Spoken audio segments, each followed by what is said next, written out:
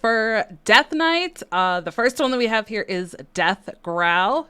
It's that 1 mana, 1 unholy rune requirement. I like this card a lot. Even when it was revealed, I was like, this is really cool. Like, especially a 1 rune requirement, I think, because then you can kind of fit it into more decks. You do have to have stuff on board, but I don't know. I think it has a ton of potential, and I think it's been super cool already seeing what people are doing with testing. Yeah, making it 1 rune, trying to push that climactic necrotic explosion. They were like, we need something to go in rainbow. I think it's cool because you can hit the eggs, you can hit cage head, you can hit card draw. It's super versatile. Go in almost any list. I always forget that it's unholy, and I'm like, yeah, Death Growl, 1 green. Like, Yeah. All right. The next Death Knight card that we have is Harmonic Metal. I believe that's also 1 rune, unholy rune. And yeah, that's one of those harmonic and dissonant that swaps back and forth, adding attack and health to some different minions. Either 2 minions get +4/+4, or 4 minions get +2/+2. Seems really sweet and pretty flexible. yeah, definitely super strong. It is 1 blood though. It's 1 blood rune, so it can be used Oh, in blood. Yeah. the blood decks. Yeah. I think it's super cool because it works well with Malignant Horror and the Nerubian Swarm Guard. Like you hit those buffs and then you just drop a bunch of taunts and you're like, figure it out. Which is what I've done that a couple times, and people are like, I don't know what to do about this Malignant Horror that you've just buffed Yeah. and dropped down. Yeah, so it's really Or cool. big heal minions too. Oh yeah, no, that's super true. You can put it on the lifesteal and just make it absolutely monstrous. Like that's a big no muncher. No muncher's already large at five Yeah. six. You give it +4 Exactly. +4, yeah, and they're just never breaking through, especially if you're playing triple blood. But because it's only 1 blood, it also fits into the rainbow. I haven't seen a good rainbow deck yet, but it's been like a couple days, so we'll probably see something. Yeah. Still early.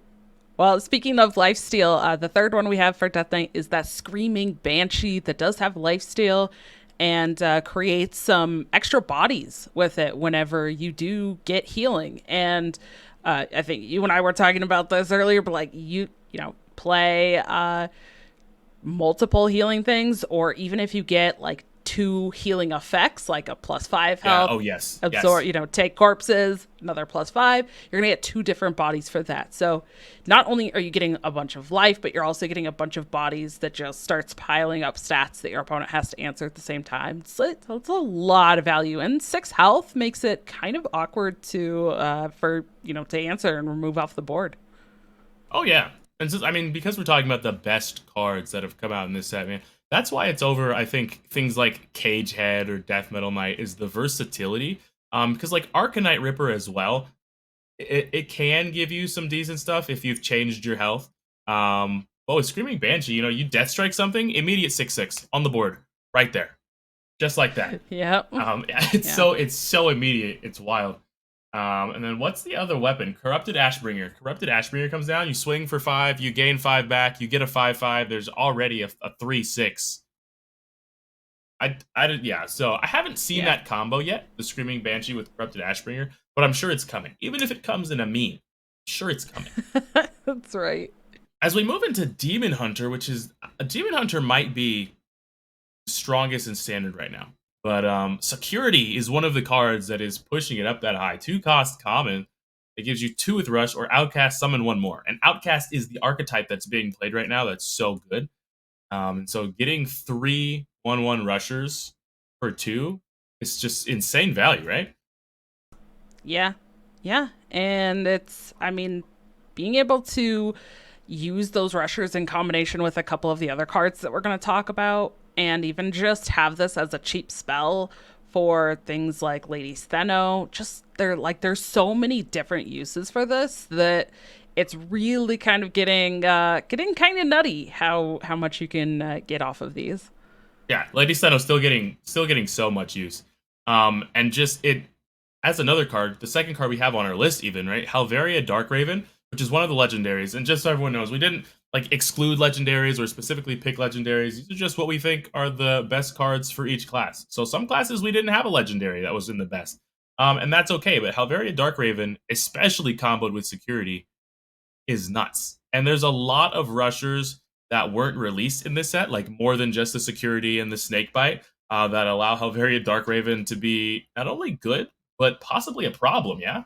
Yeah, I mean, being able to have some stuff on board and even just like make basically one ones threatening is kind of nutty.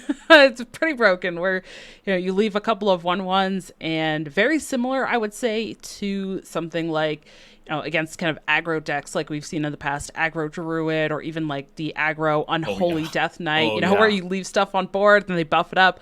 Like, you just can't do that now because of Helveria, because the threat of one ones, they're not just one ones, they're going to be much stronger than that.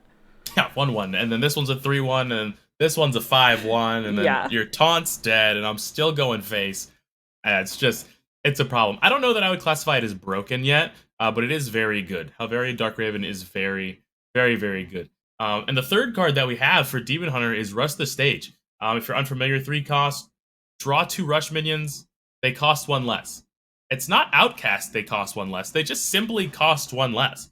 So, and that's, I said busted. Okay, I gotta stop using the term broken and busted so much because people get thrown off. They're like, it's not broken. I've seen it used twice. This one's in every single deck, though.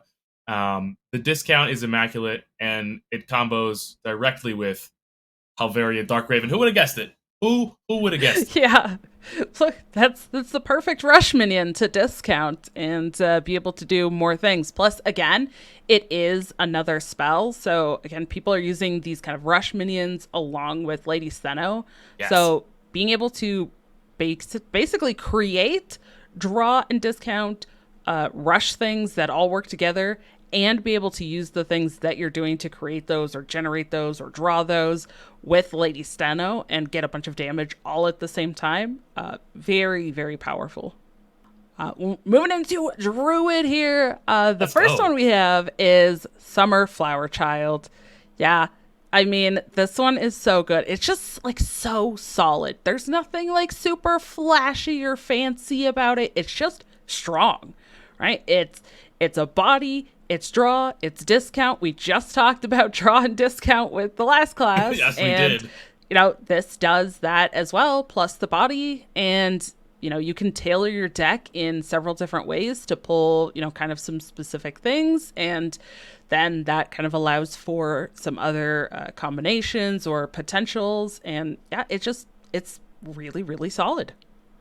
Oh, 100%. In Dragon Rider streams, there's a little points redeem for hot takes. I don't have any points to redeem right now, but my hot take for the expansion was that Summer Flower Child is low-key the best card printed. And I know that's like, it's a pretty bold statement, especially considering that it's only a rare. It's not even an epic card. Um, but it's good statted, and it doesn't require you to have ramped as far to still get the same amount of value, because now your 7 cost cards can just be played the next turn. Your 6 cost cards are now cost 5, right? And you can combo some other cards, maybe like a 6 cost card and Free Spirit the next turn. It's just amazing. And you always draw cards that cost 6 or more. Granted, you only get the discount with the finale, but half the time you're playing it on 5 anyways. So Yeah. I can't even express anymore how much I love Summer Flower Child's design. Divine Yeah. Summer Flower Child. Now It is. It is. But you know what else is kind of divine that maybe I didn't expect? Zoc. Some people said it was going to be great. Yeah. Some people said it was going to be bad.